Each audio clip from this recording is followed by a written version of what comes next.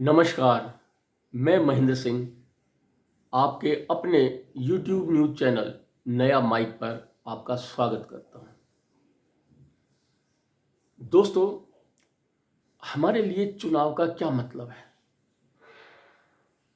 क्या चुनाव का मतलब किसी की हार और किसी की जीत होता है?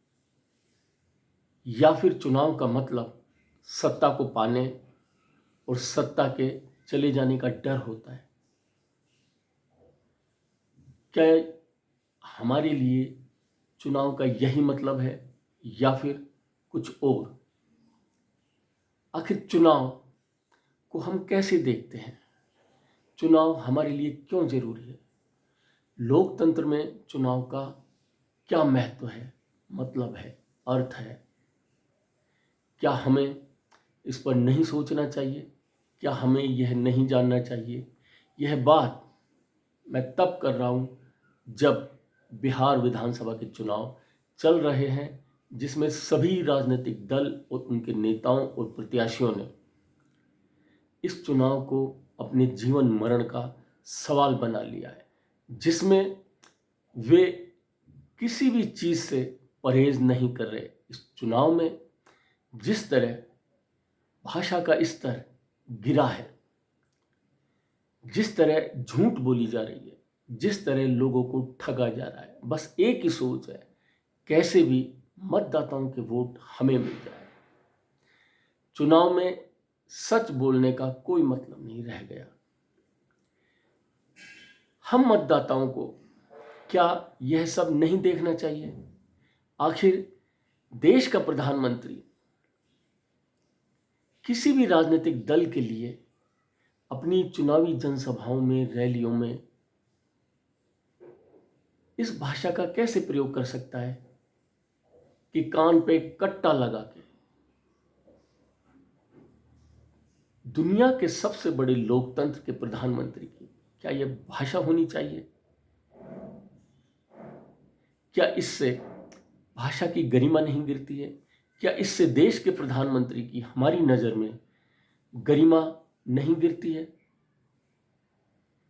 कम से कम देश के प्रधानमंत्री को तो अपने स्तर पर भाषा का न सिर्फ ध्यान रखना चाहिए, बल्कि अपनी चुनावी सभाओं में, रैलियों में, बैठकों में अपने स्तर पर जो वे भाषण दे रहे हैं और भाषण में जिस भाषा का वो प्रयोग कर रहे हैं, वह सबके लिए अच्छी हो, सुनने वाली हो, एक संदेश लिए हुए हो। लेकिन बीते 11 वर्षों में देश के प्रधानमंत्री ने अपनी सभी चुनावी जनसभाओं में देश के सामने, हम जनता के सामने, नागरिकों के सामने, मतदाताओं के सामने ऐसी कोई नजीर नहीं रखी जिसे लेकर नागरिक के तौर पर हम शर्मिंदा हैं। मुझे नहीं पता कि देश के प्रधानमंत्री नरेंद्र मोदी इस बात को समझते हैं और महसूस भी करते हैं। अपनी चुनावी रैलियों में भाषण देने के बाद क्या वे सोचते हैं कि वे जो बोल कर आए हैं, क्या वह सही है? देश में चुनाव का मतलब क्या झूठ बोलना रह गया है? आखिर हमारे जो नेता हैं, जो प्रधानमंत्री हैं, जो गृह मंत्री हैं, जो मुख्यमंत्री हैं, वो सच बोलने और सच सुनने से क्यों डरते हैं? ऐसा क्यों है? मैं कई बार यह सोचता हूं,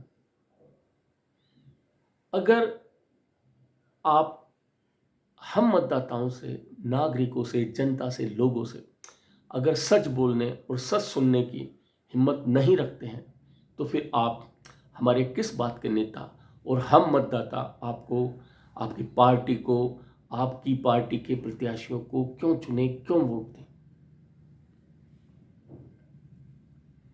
मैं अब तक यह नहीं समझ पाया हूं कि हो रहे बिहार विधानसभा के चुनाव में जो मुद्दे होने चाहिए, जो बातें होनी चाहिए, जो सवाल होने चाहिए, वो खासकर वहाँ भाजपा और जनता दल यूनाइटेड की जो सरकार है वह क्यों नहीं कर रही, वह लोगों के सवालों को क्यों नहीं सुन रही।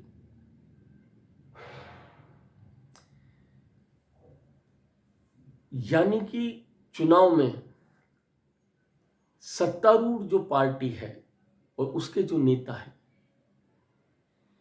वो इतने दुस्साहसी हो गए हैं कि वो विपक्ष के नेताओं को कुछ भी कह देते हैं, कुछ भी बोल देते हैं, जिसका न कोई आधार होता है, न उसकी कोई सत्यता होती है। यह बात मैं तब कर रहा हूं जब देश के प्रधानमंत्री ने 2014 में जब देश की बागडोर संभाली थी तो उन्होंने कहा था कि मैं देश बनाने आया हूं। मैं आज देश के 140 करोड़ लोगों की ओर से देश के प्रधानमंत्री से ही यह सवाल पूछता हूं, क्या झूठ बोलकर देश बनाया जा रहा है? आखिर आप हमसे झूठ क्यों बोल रहे हैं? आप हमसे सच क्यों नहीं बोलते? आप जो देश का सच है, जो हम जनता का जो सच है, हमारी जो समस्याएं हैं, हमारी जो दिक्कतें हैं, हमारी जो परेशानियां हैं, हमारे जो सवाल हैं, बेरोजगारी के, महंगाई के, रोजगार के, गुणवत्ता जीवन जीने के, सुविधाओं के, शहरों के, गांव के, आप क्यों नहीं सुनते? आपकी यह जिम्मेदारी है। अगर आप ऐसा नहीं करते हैं तो फिर आप हमारे किस बात के प्रधानमंत्री, किस बात के मुख्यमंत्री, किस बात के मंत्री और किस बात के नेता? बिहार विधानसभा का जो ये चुनाव हो रहा है, इस चुनाव में वहां के मतदाता जो भी फैसला लेंगे आने वाले दिनों में उसका पता चलेगा। देखेंगे कि बिहार देश को नए उजाले की ओर ले जाता है या फिर अपने फैसले से, अपने वोट से वापस अंधेरे में चला जाता है। धन्यवाद।